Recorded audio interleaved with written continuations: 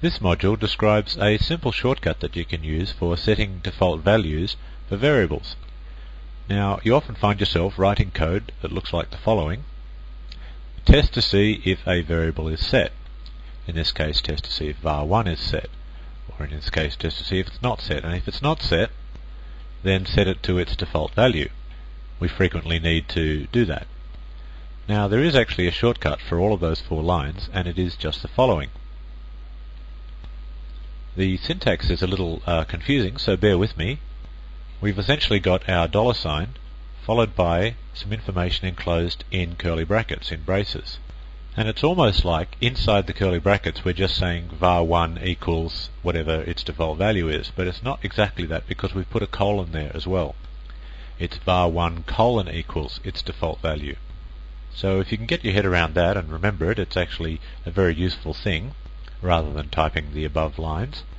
There's only one little problem with that, and that is if you just type that line in on the command line by itself, it will in fact set var1 to be, in this case, some default value, but then the shell will actually try and run that as a command, which is not what you want. So instead what you typically do is you put a colon, which is a command that does absolutely nothing, and then you specify all of the above as the first parameter to the colon. In other words, you're specifying it as the first parameter to a program that does absolutely nothing. So the program, the command line, will do nothing, but the variable will still get set to its default value. Alternatively, you could say simply assign that to a second variable, which would cause var1 and var2 to both be equal to the same thing. So let's have a look at that now in a script. Here is a little test var script. Now I'll run this and see what we get.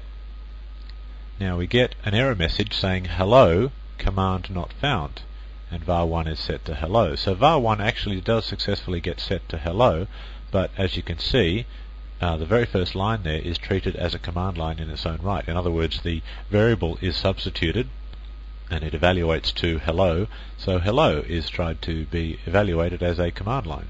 We don't want that, so we insert the colon like that, and we try it again, and this time we don't get the error message, but var1 is still set to hello.